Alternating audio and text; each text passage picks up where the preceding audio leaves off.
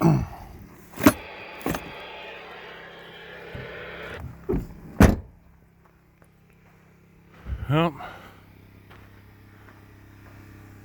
this is where I'm working tonight. Gotta work on a furnace.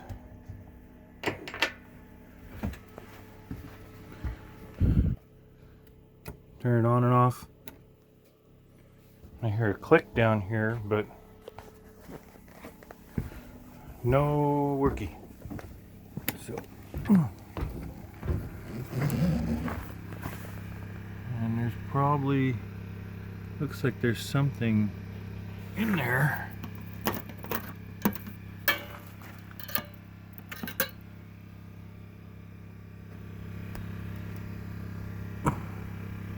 Yeah, there's something in there. But I'm up here in the boonies, so I had to bring my old faithful generator up here because I'm literally in the middle of a forest. So, and I just tripped over a natural forest brick. I had to walk that off for a minute. Gotta keep my eye out for those. Glad I'm wearing my boots. So.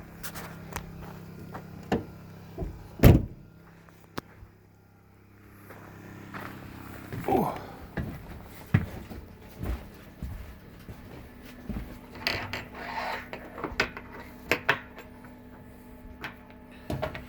Let's see what we got here.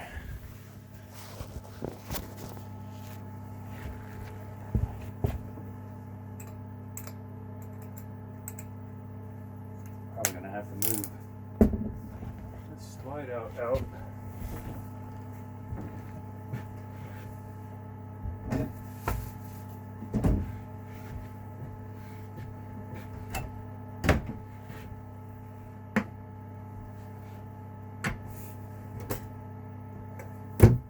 But I have no idea where the control is for it. Oh, here we go.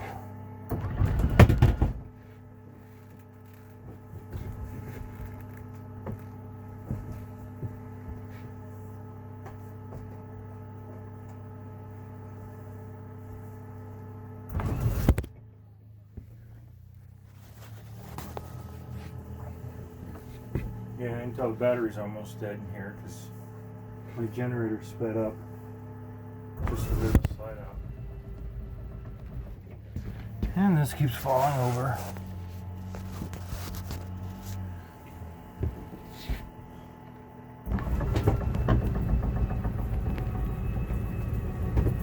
So my generator's probably going to stall any minute now.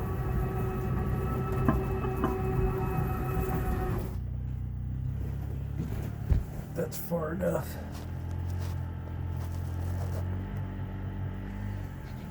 Yeah, my generator's having a hissy fit. That's what happens when you don't take care of your batteries, boys and girls. The generator's been running for a good 15 minutes, and those batteries aren't charged up. Of course, people think, oh, I'm always parked where there's power, and why do I need batteries?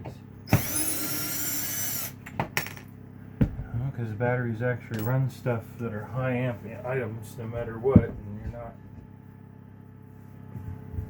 going to want your starter in your car to push your car around. If you just happen to turn the key with it in gear, you know, the car moves a little bit, but doesn't go anywhere, it doesn't start. Well, that's the same thing as running a slide out with a bad battery. You're actually using the thing that's supposed to charge the battery up to move the side room. And it's no good. And of course this is no good because I have to pull the entire furnace out to get to the circuit board. So this is going to be a short video because I'm not going to video this whole thing, because it's going to be a big pain in the butt. But I can't complain about where I'm at doing it because I got nobody to bother me and no strict time schedule. Let's see if propane's already turned off.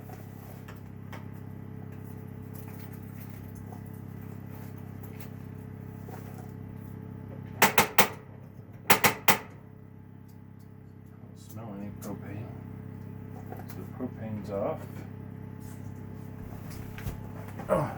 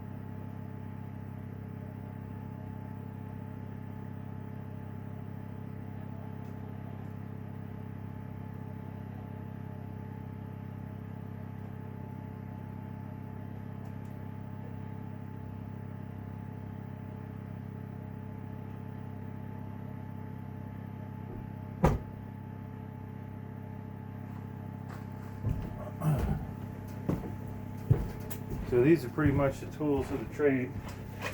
We're going to work on a furnace and an RV. This is a complete bear to work on, but you notice here's the gas line right here. Well, I got no way to really move a wrench here, so I actually have to slide the furnace partially over. I might have to take the exhaust and the intake off on the outside because actually that was not so bad. Usually these things are cranked down on there so tight you can't even move them. And you take the gas line off. I kind of put my finger over the end, see if I hear a little hiss, even though I already checked to verify that there wasn't any gas in the line. And this has ducting that goes down directly under and throughout, so you got to be careful that you don't drop any of your screws down this void here.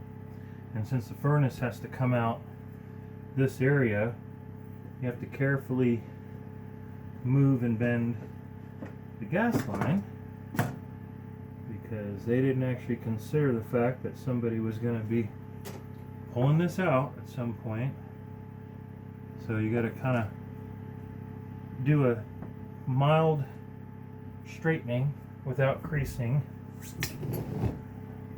and then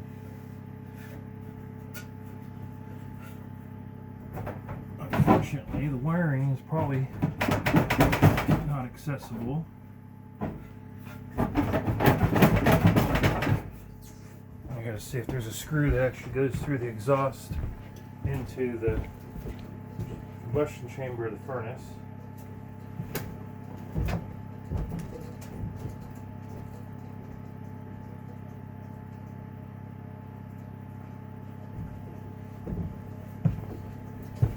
And there isn't, but unfortunately there's debris in there, so it might be, the exhaust might be rusted, and then all the wiring for the furnace is actually going through the side of the chassis. So just to disconnect the wires, probably got to pull the power distribution panel. because all the wires are back on the left hand side of the furnace. Actually, from this angle, it's the back right hand side, but when the furnace comes out, what would normally be the front, if this furnace was installed with a door on the outside, which they should have put a door out there, but they didn't, because that's how RVs are made. They don't make them right, they just make them right now. This furnace would have already been halfway through a repair if they'd have bothered to put a door on the outside, but they didn't. So I have to pull something out that's completely unrelated to get to the wiring.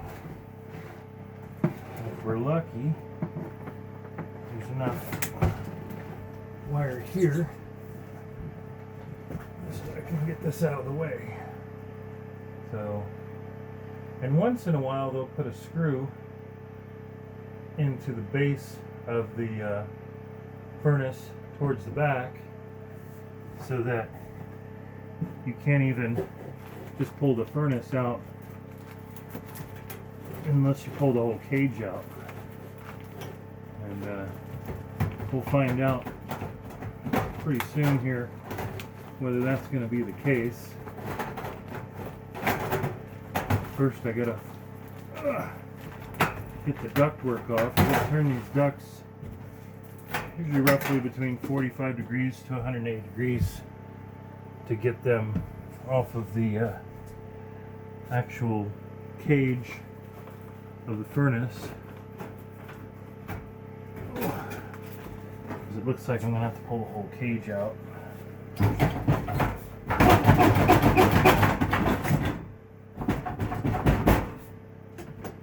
So all this stuff.